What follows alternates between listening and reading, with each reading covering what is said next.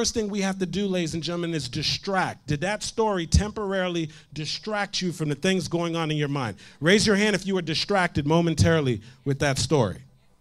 So what we do is we distract. That is the power of a story. So what you have to say is, as you talk about your products and your services, and as you talk about your business, as you talk about your multi-level marketing business, as you talk about your nonprofit organization, as you talk about your goals and your dreams, if you're trying to enroll other people into, you've got to distract them. Why? Because there's a lot of things going on in their mind.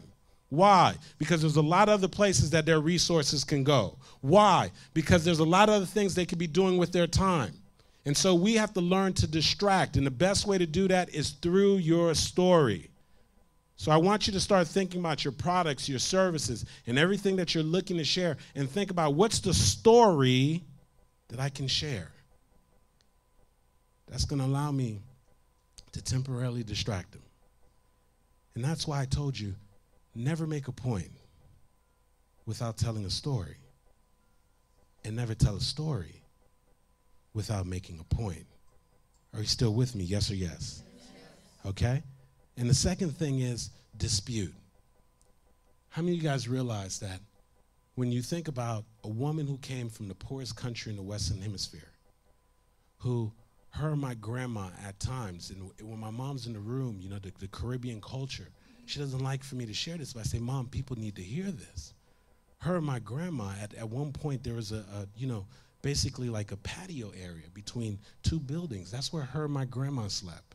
And what they had as a quote-unquote bed was ripped up pieces of cloth. And at times when it rained, they would pick up those pieces of cloth and stand and wait and hug each other and wait for it to stop raining. Sometimes it didn't stop raining, so they'd stay like that all night long. So when you think a woman who comes from that, who came to this country with less than $150 to her name, who was making up your beds down in Miami in the hotels, who was working in a purse factory, flipping purses inside out.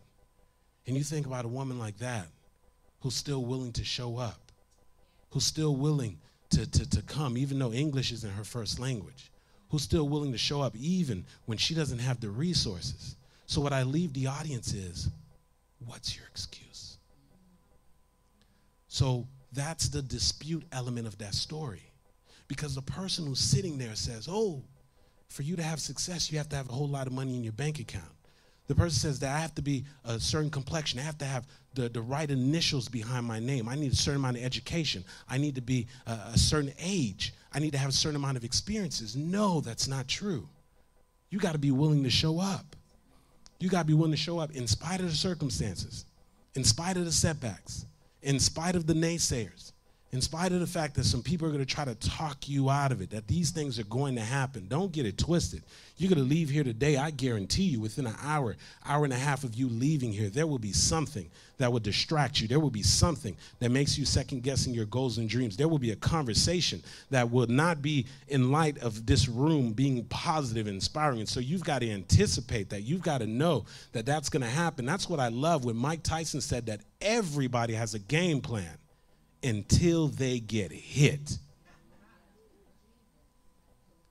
And so the question is, once you get hit, how are you going to respond?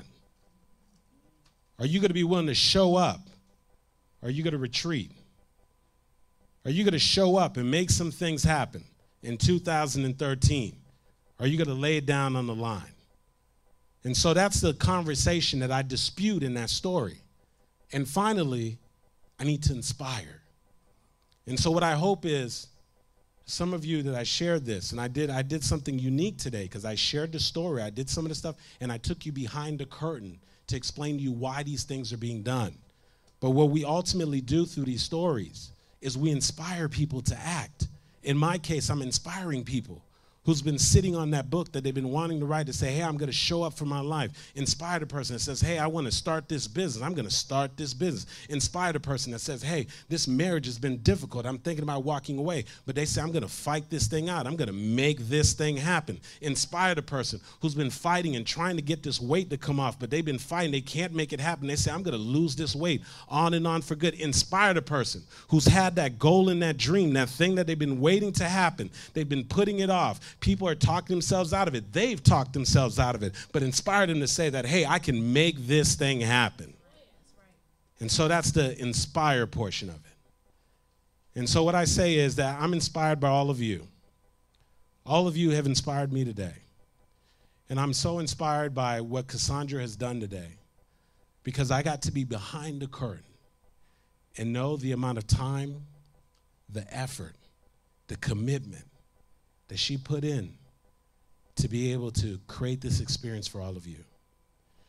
And so the important thing for you to realize that there's nothing unique or special about anybody who got on this microphone today. There's nothing different between us and you. That we have struggles, we have setbacks, we have challenges, we doubt ourselves at times. But the only ultimate deciding factor is whether or not you're going to choose to show up.